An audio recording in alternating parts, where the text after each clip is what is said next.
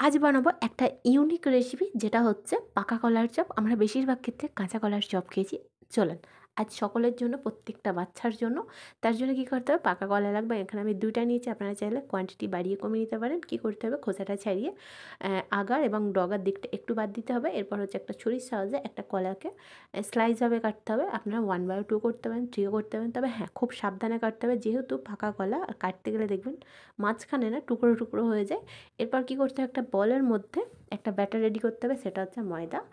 এরপর হচ্ছে কলার কোয়ান্টিটিটা যেরকম সেরকম একটা কোয়ান্টিটিটা কমিয়ে বাড়িয়ে নেবেন। আমি এখানে 3 টিস্পুন ময়দা আর 3 টিস্পুন কর্নফ্লাওয়ার দিয়ে পানি দিয়ে ভালো করে একটা ব্যাটার বানিয়ে নিতে হবে। ব্যাটারটা খুব একটা ঘনত্ব হবে না, খুব একটা পাতলা হবে না। এরপর কাটিং করে রাখা পাকা কলাগুলো ব্যাটারের মধ্যে ডিপ করে গরম তেলের মধ্যে ভাজতে হবে। যখন নিচের পোর্শনটা কালার চলে আসবে, একবার পাল্টে দিন, একেবারে রেডি, ইউনিক, ইজি, খুব ভালো লাগে খেতে।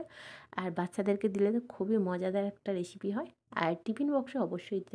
আর যেহেতু এটা কর্নফ্লাওয়ার এবং ময়দা আছে, তো কালারটা খুব একটা যে লালচে ভাব হবে সেটা না, একদম ইয়েলো ইয়েলো কালার হবে। তারপরেই হচ্ছে তুলে নিন। আর এরপর হচ্ছে একে একে সমস্ত কলার চপগুলো ভেজে তুলে নিন। তো ইনস্ট্যান্ট পাকা কলার চপ কেমন লাগলো অবশ্যই কমেন্ট বক্সে হাতে ভুলবেন না। যারা যারা এখনও আমাকে ফলো করতে বাকি আছেন, অবশ্যই ফলো করুন, বেশি করে শেয়ার করুন, সাপোর্ট করুন। আবার দেখাবে নতুন একটি রেসিপি।